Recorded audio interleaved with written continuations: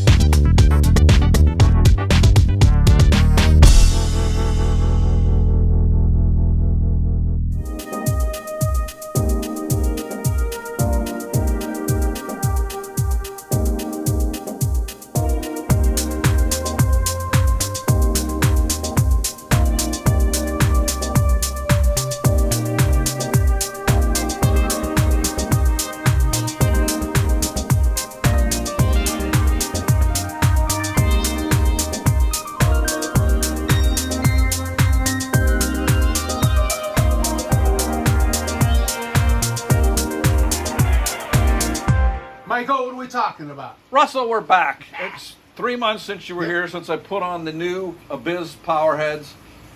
They're not really power heads. They're like rocket jets for moving water. Right. And the improvement in the tank has been really, I mean, I'm really impressed by what I've seen.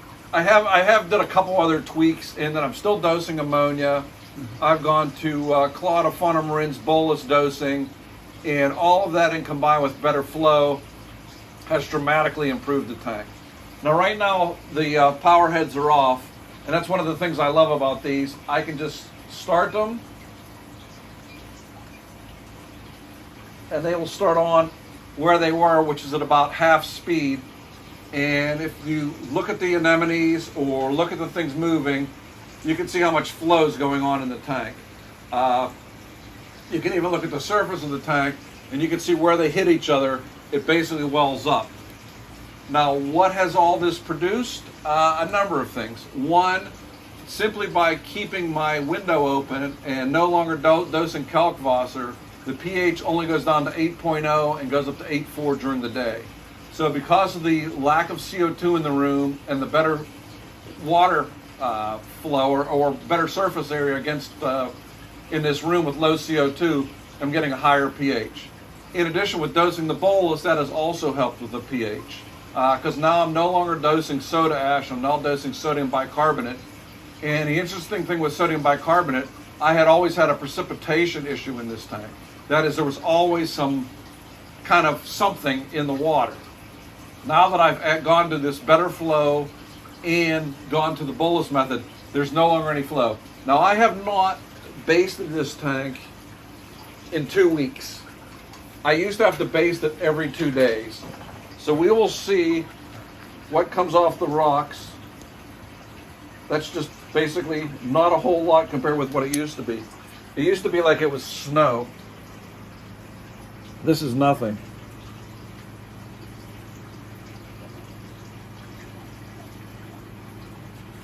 Yeah, I got you beat. Yeah. When I do it. No, see, I mean, yeah. I'm really amazed by how little precipitate there is compared with what there used to be.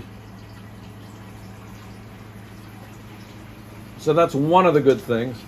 And as I said, the other good thing is, now when I want to work on the tank, stops, and the flow stops, and I can go in and work in the tank really easily. As I showed you, we took down 13 pumps came off of here whenever I redid this tank with you here the last time. Right. And I put all that in a box, and as you see in the box that's sitting out in the garage, it's a full box of stuff. Right. Now, there have also been enough. I still am running 3 MP60s. Mm-hmm. I'm running each in the top front corners, in the front and the back, to blow all the detritus over into the far side here. So when I do a water change, I don't have to siphon from a large area. I mainly have to siphon from here and in the back, and I get 80% of the detritus that's settled. There's also one in the middle here, and there's also a panta ray in the bottom there that keeps blowing the dirt out from the bottom. Where these dead spaces are, all the dirt from there blows up.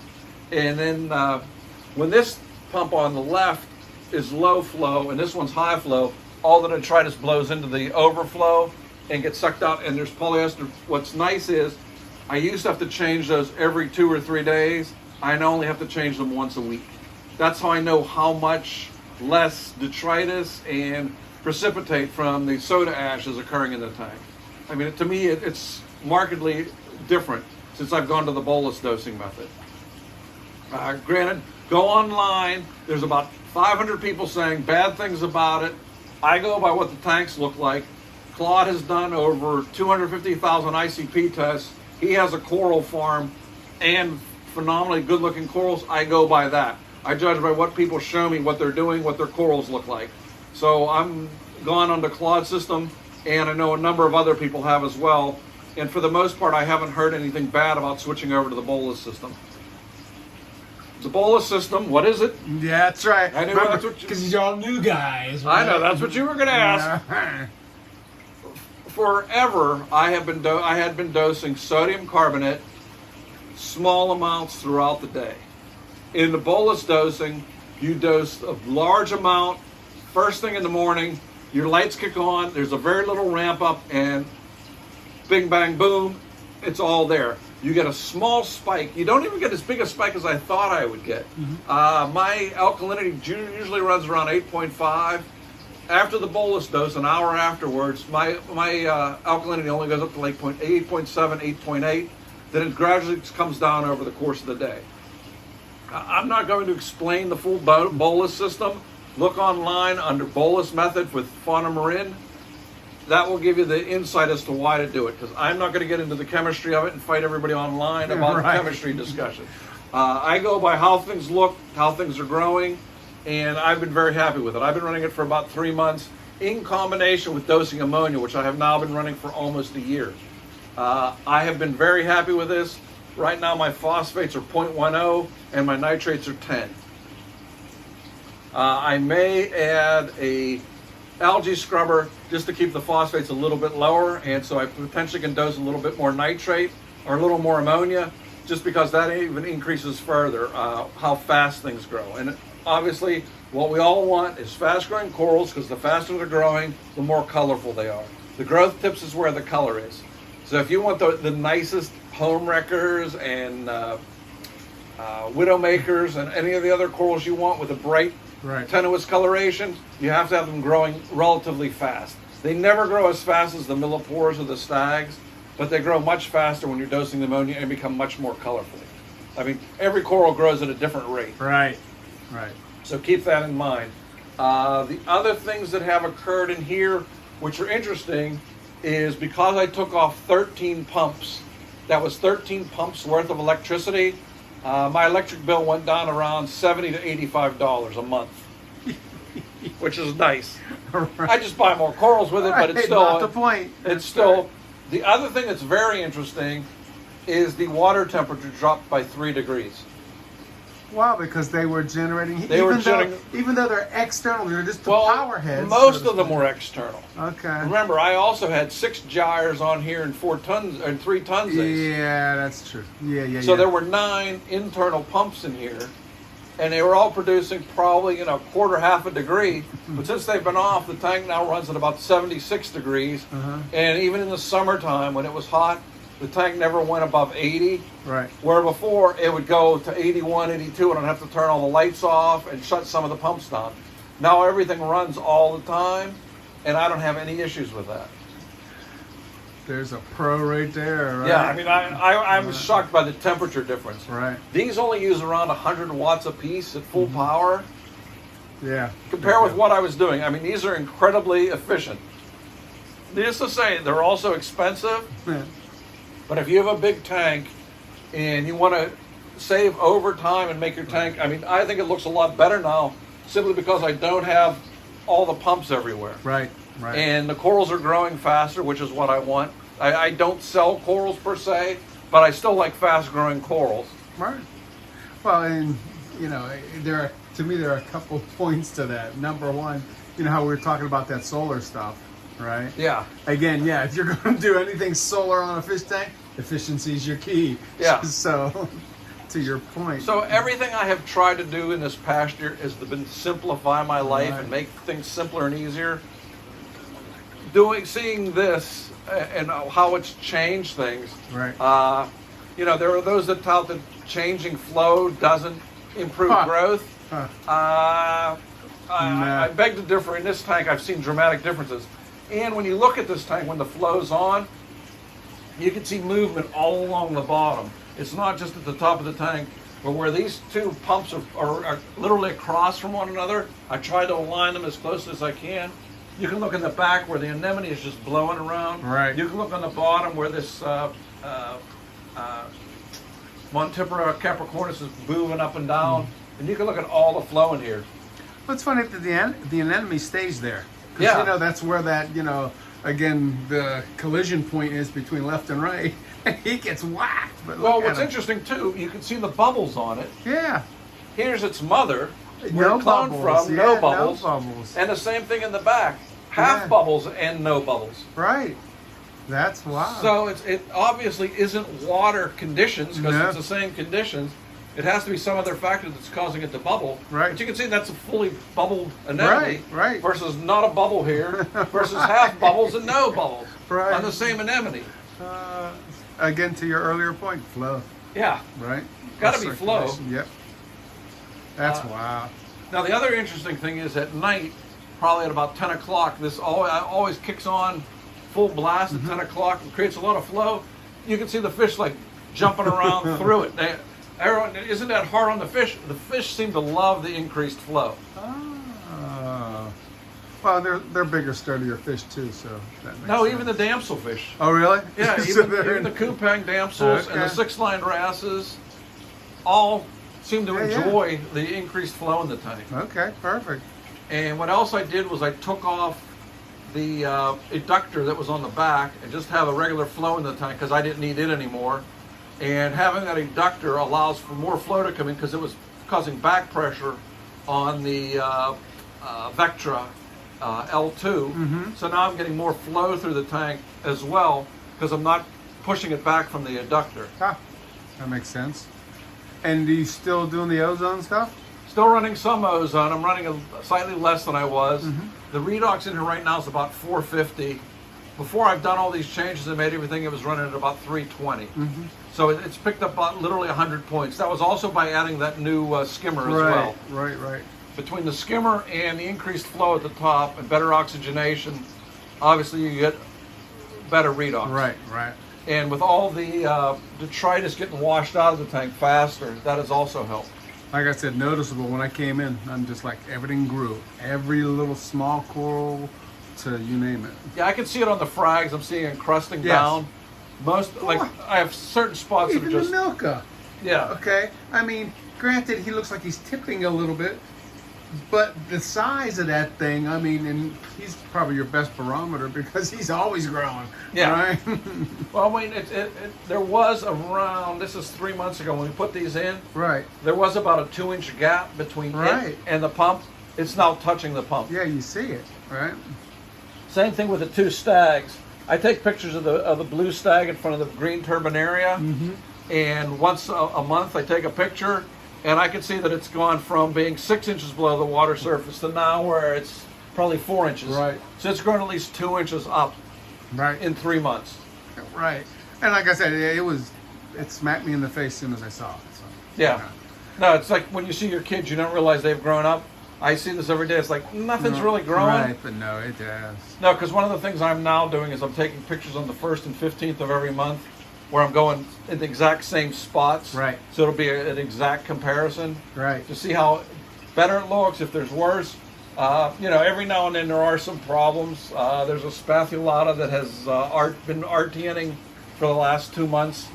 Spathulatas are notoriously difficult. But then there's a couple other ones that are doing great. Right. I mean, I don't understand, but it's the same thing with the anemones. Right. A little difference in space changes everything.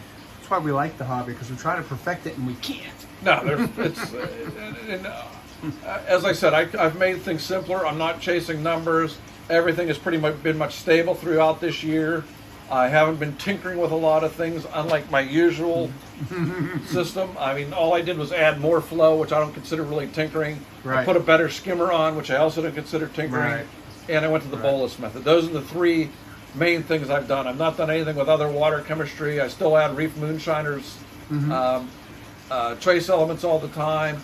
I'm doing regular fauna marin ICP testing once or twice a month. Okay. So I can look at the trends.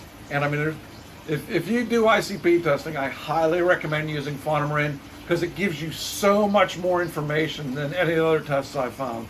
It gives you trends. It tells you what your risk of dinos are, what your risk of cyano is, whether pathogens might thrive. It tells you a lot of really good information that Claude has gotten from, like I said, doing 250,000 Right. ICP tests Right. Right. and keeping all the data. Right. Again, and data's key. Right? Yeah, Just is. I mean, he has more data than anyone. That's Right. why all the European public aquariums use his system and trust him to tell them what's wrong with their 100,000-gallon tanks. Right, right. Okay, so I got a million questions. Let's start with, since you added the circulation last time. Originally, you were only going to do the one, right? The MP down in the bottom right-hand corner, but then you ended up going 3. Right. How did you know, hey, I'm not getting all the detritus out from underneath that rockscape? When I do my siphoning, I went in the back and all behind the rocks is completely empty. There's a void like this wide and like this high. Right. So I went down along the bottom and I was taking out some really nasty gunk, Okay, for so- lack of a better term. Got it. So I knew there wasn't enough flow in the back wall because there's nothing to get to it. So I dropped that down. That wasn't a fun project. bet.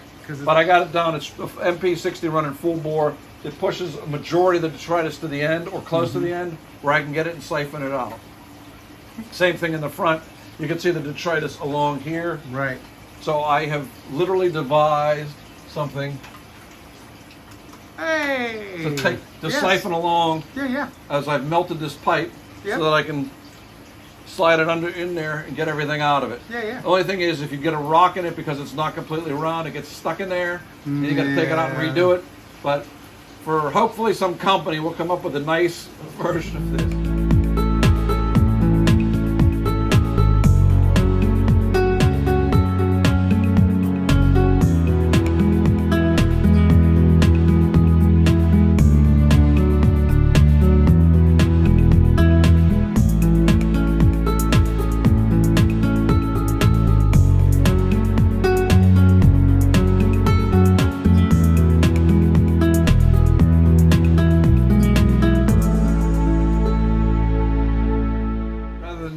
What you got to do is you got to fill this with sand, then use a heat gun and bend it.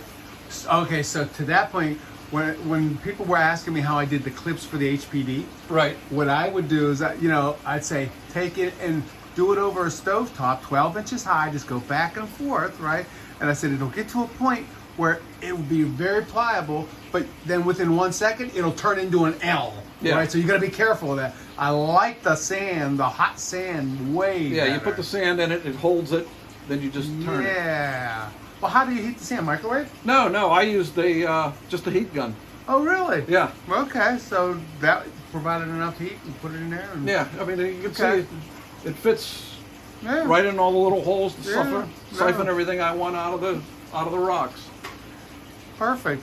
Yeah, I was going to say I know my complaint when I did that was I wish I would have went with like tubing that was 4 times bigger because the rock concept. Yeah. Right? Well, this also goes with the hose, and I found Right. I now have a 25-foot rubber hose. So, as I said, my life is to make things simpler. Right. Now, when I'm doing this, I siphon it right into the bathroom, right into the toilet, Yeah. right down. I know exactly how much. I have the sump marked as new when I'm done 50 Right. gallons. I can do a 50-gallon water change in 30 minutes, or actually 15 minutes, and then take an hour and a half for it to fill back in. Yeah. That's one of the things I've learned. I don't do a fast water change anymore because the corals aren't ever out in the Sure. air, which is why you have to do a fast one. but because I'm taking it all, basically just the sump Sure. drops down 50 gallons. Sure. The tank stays full. I have no issues. Right. So I then refill it over 3 or 4 hours. Mm-hmm. So everything gets acclimated gradually, which has helped a lot. Yeah, I bet. Yeah, because I'm the opposite, right? Get it out, get it in. Yeah, quick that's what you because have. That's what I was everything's doing. I hanging mean, out. I have a 1-inch hose in there that I can Yeah. fill it up in literally 10 minutes. Yes. But that's not the Yeah. the best way to acclimate and not have stress the corals. Yeah, no acclimation. Yeah, right? because I mean, as much as we try to get our newly mixed up salt close to what it is in the tank, No. it's never precise.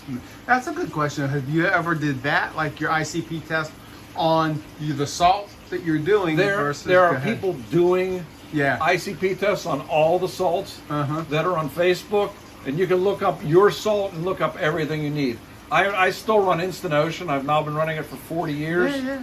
It's still rather consistent. Right. I know they got bought out by somebody and it's slightly different, Right. but I still haven't had really what I would consider negative results from using it.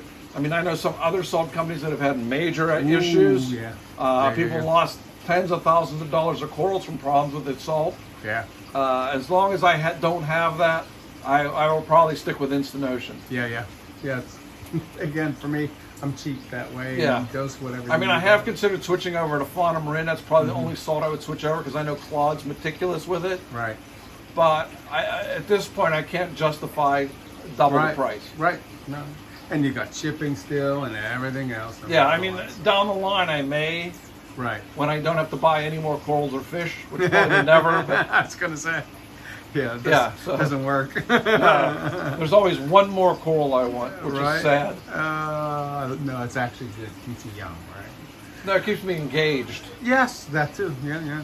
Okay, so on the circulation / flow side of it, what's your schedule now? What did you actually kind of commit to as far as, These are both on random up to 80% all the time. Okay. So they will drop down to 15% because with this, you can program these to run as low or as high as you want. And you can program the change in randomness whatever time you want, literally to the 10th of a second. Right. So these are on 5 to 7 minute changes in interval, and from 15% to 80%. Okay. Oh, one other thing I had to do though, if you look on the top, on both sides, I had to add a kind of baffling system. The reason I had to do that is because they would suck in air and fill the whole tank with air bubbles, which some people think is good. I didn't see anything good coming from that. Remember when you were experimenting up on the tank upstairs? Oh, with micro bubbles. Micro bubbles. Well, I've yeah. still played with micro bubbles here too, Right. but more upstairs. I don't think that does anything bad, but I didn't really see anything dramatic improvement. But with this increased flow, I don't really need the micro bubbles because I'm already getting the maximum oxygenation. Sure. Because I have a dissolved oxygen meter, and I think it went from like 7.2 to 8.7, which is Okay. a big jump in Yeah. dissolved oxygen. Right. Interesting. That also accounts for partially why the pH has gone up. There's less CO2 when there's more dissolved oxygen. I did not realize that they were, again... It can only hold so much Right. dissolved gas. So if you have more dissolved gas of one, you typically don't have more of the other. I may be wrong, but Right. chemistry was my class 45 years ago. Yeah, 45 Right, years ago was right. the last time I took physics and physical chemistry. So I'm going by what I remember from then. And I don't think you can have one. You can't have both at maximum saturation. Right. If you put in one, the other one will be reduced. It makes sense. I just never... So I'm sure someone will say, no, you're wrong. But in my mind, I'm seeing higher pH, I'm seeing higher dissolved oxygen, so I have to assume Right. there's less dissolved CO2 in the tank. Right. But I admit, I am no longer a card-carrying chemist. It's been too long. I used my biology degree and I used my psychology degree, but I haven't used my chemistry degree in a long time. I was going to say you're retired anyway. You have That's every it. excuse in the world. I'm retired anyway. Okay, so circulation-wise then, how many gallons per, or maybe a percentage is better. In other words, what I'm trying to get at is, I am a new hobbyist. I'm Right. trying to figure out what kind of circulation Mike is playing with. Well, during COVID, I got data from 25 tanks. Right. And all of them ran at least 25 times the tank's volume per hour in flow. The better ones, in my mind, were running 100 to 125 times per hour. In this tank, I'm running about 50 to 60 times per hour. Okay. I would like it to be more, but I can't really see putting 4 of those in because I could probably water ski on the surface. Right. So I mean, I'm pretty happy with the flow because it's all in here. Right. Typically, when you have a lot of flow throughout the tank, it's all over the place. Here, it's mainly where all the corals are. Right. And it pushes it out there. Yeah. And obviously, it's keeping everything clean. Yeah. I'm not getting things settling on things. The Montipers are all doing great because I don't have those dead spots of detritus settling on anything. Yeah. Yeah. I mean, the only place I have detritus right now is like on this war coral. Yep. But you can see it doesn't seem to bother it. Yeah. I was gonna say, looking more colorful than it did last Well, time. you can see it growing Yeah. on the bottom. I mean, this piece was about this big when it was put in 3 years ago. Right. So, I mean, from my point of view, everything is growing and doing well. Obviously, at some point, I'm going to have to reduce some of the things.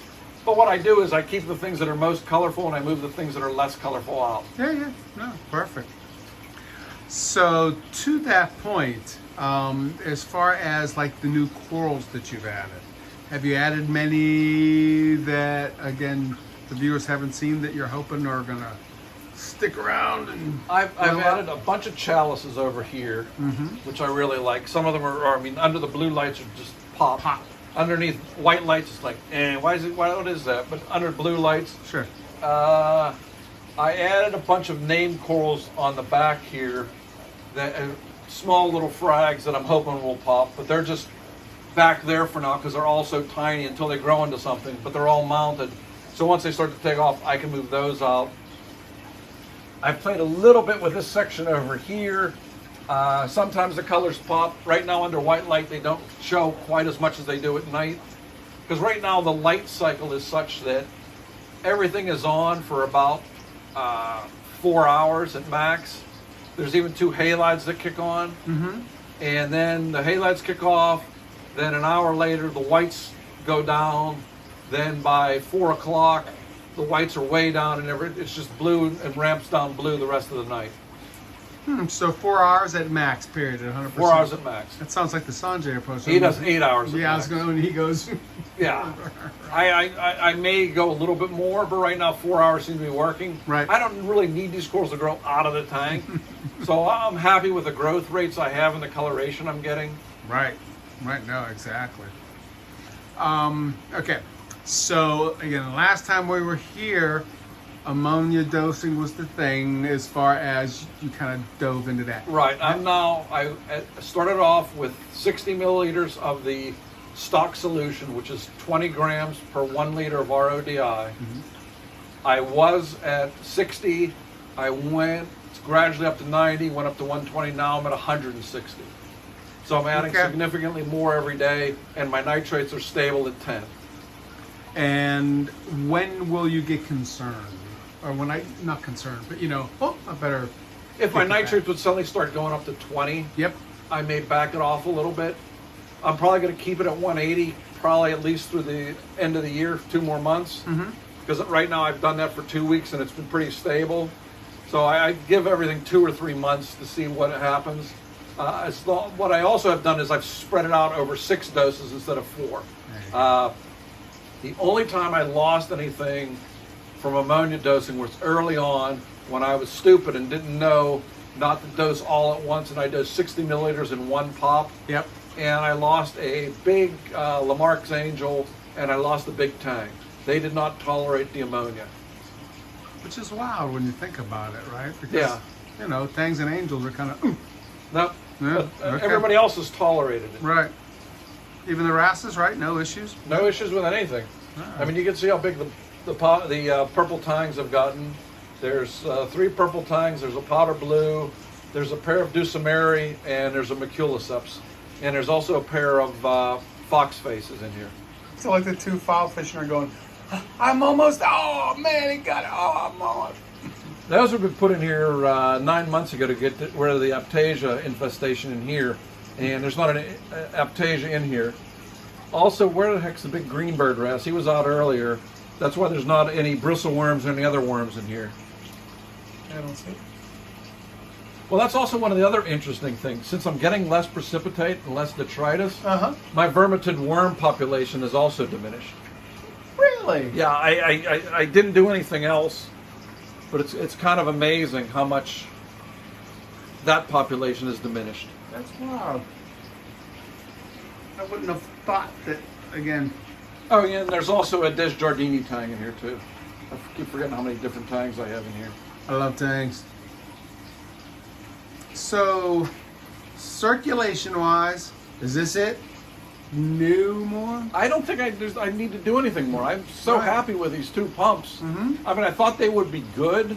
I thought they'd be really good. I didn't think they'd be great or spectacular. And I think they're great and spectacular in terms of what they're doing, in terms of the minimal amount of visibility that they produce in here. I mean, if I really wanted to, I could mount parietes on either side of them and hide them. But I'm just making it so it's easier to clean them when I want to clean them. And they're both approaching the 3-month mark. I'm going to take them out. I'm going to clean them down real nice and put them back in. But in talking with them, that amount of dirt really isn't a problem. It's just taking them apart, cleaning their impellers and everything else, which I'll do probably 2 or 3 times a year, maybe 4 times a year if I get really ambitious. And do they work on that same magnetic kind of technology where you basically have a shaft and 2 magnets going the opposite direction? Or is it something else? It seems to be something else that's more efficient. Cool. And I've talked to Alex about making smaller, less expensive versions of this for people with 200-gallon tanks to 500-gallon tanks. He said he'd think about it. I mean, but if you have a 500-gallon tank or above, I would seriously consider these. For how much money you're going to put into having as much flow as I have. I'm obviously a big flow fan. This may be more cost-effective down the line. You may need some MP60s or something else to keep the bottom clean, but in terms of saturation of flow around the corals, this is the best I've had. And I mean, I've run a lot of different things on this thing. That's what I was going to say. Many different versions. Yeah, I mean, I've run Tunze Stream 3s. There were 2 of those in the old tank. There were 3 other Tunzes in the tank. There were 6 MP60s, and there were a bunch of gyres. Exactly. So I mean, I had everything I could to get the flow. And there was still detritus accumulation, but between going to the bolus method and this, boom, there's no detritus. It's much easier tank to maintain. Everybody that's seen it has said it looks much better. It's less cluttered. The fish seem to really enjoy it. I mean, Alex has designed these pumps so that there's so much area, surface area drawing in. You don't have fish getting stuck on them like I have in the past with some other pumps. Yeah, it's always an issue. And so, for those people who didn't watch the last video. What's wrong with you people? Watch that first video, then watch this video. I was going to say, what's the name of the pumps and the models and all that stuff? These are Abyss. I don't know. Okay. Either way, they can search for Abyss. Yeah, they're Abyss, and they're basically the smallest of their tank pumps. There we go. I mean, they do a lot of work. I mean, a lot of work with the public aquariums. I mean, they're well known by every zoo and public aquarium in the world. Use their pumps. They're also on Andrew's 17,000-gallon tank. So, I mean, everybody knows their pumps. These have produced the best flow. I mean, I'm more than satisfied. As I said, I thought they would be good. I didn't think that, coupled with the other few changes I've made, would make it that good. And yet it did, which is wild, right? It is wild. I mean, I can see pretty much everything. There's the big greenbird wrasse. Oh, there he is. Yeah. That's where there are no bristleworms anywhere within a mile of this tank. Look at his nose. Yeah. What's up with the thing on the top? I don't remember that bump being there. That bump's always been there. Really? Okay. Yeah. So I'm just getting he's a dominant male. That's why he's also that bright green color. Okay. You don't see a lot of green fish. I mean, he's pretty much the greenest fish I've seen. He's so cool. Late to dinner, though. Yeah, I mean, when all these fish were put in, they were all like this big. There were no big fish in this tank. Now it's nothing but big fish. I like big fish. They're good. I like them. I like the small fish. The problem is the small fish. I have small fish upstairs. Small fish disappear. Right. I have found that there is a crab upstairs that is about the size of the palm of my hand. That's why I never see a fish body. Right. But Sushi. Excuse me, I got to sneeze. God bless you. Thank you. And Come on. 3, 2, 1. Oh, I hate Nope, that. I lost it. Okay. But I have seen 2 wrasses literally cut in half, still alive, but he chewed off the back ends of them. And now I found a couple of Anthias with the fins missing. It's all from that stupid crab. And I have sat there for hours with a spear, with a red light, looking for him. He does not come out. You're going to have to do, you know how in the Carolinas they put a chicken leg in there? No, I did that. Oh, really? I made crab traps out of bottles where the shrimp was in the bottle. Yes. He would go in, and then he couldn't get back out. But he got out? No, the shrimp disappeared, but he either got out or something else went in there to get it. Oh, that's wow. Yeah, that's so smart. totally. He's way smarter than I am. Well, we'll have to do another segment on that time because No, and I took the entire tank apart again. Oh, really? Since the Just last to try time? to find him. Yes, I took everything out of the tank, put it all in boxes, looked at all the rocks, Couldn't find him. could not find And him. he's the size of your hand? Yeah, he's the size of my hand because I did see him. Okay. Because I also put Mithrax in there Okay. to take out the the Valonia. Yeah. So the first time I see him, I go, "Wow, that Mithrax got really big." And then I'm looking at him, going, "That's not a Mithrax." That's hilarious. So then I went in the kitchen and got one of the skewers for meat. Yes, exactly. And by the time I got back, he was gone because he was going right through him. Exactly. And then I saw him again, Yeah. and I was too slow to pick up something to kill him with it. And now he won't come out. He's He's realized this guy's after me. Yeah, that's right. He's gonna lay low. Yeah, it's just irritating. Oh man. I mean, I'm pretty much as content as I get. Perfect. Well, that's a good point too.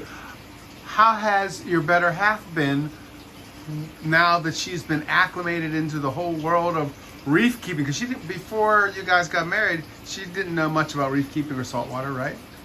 As with most people, she didn't even know anybody did this. Right, right. So she was kind of shocked that we're keeping live corals, and she's enjoyed meeting all of my friends and other hobbyists and going to the shows and stuff. And she's had a real good time with that. So there's no criticism there. I mean, she goes with me, and I say, okay, we're going to go here, but we're going to stop here at this shop. Okay. Right. So Good. she's much more tolerable than past relationships. Sure. Well, just in general. I mean, Yeah. you know, to your point, people don't get it because they're not part of it. So. Now, actually, starting tomorrow, I'm working with a middle school group that is doing a project on designing a robot to populate damaged reefs.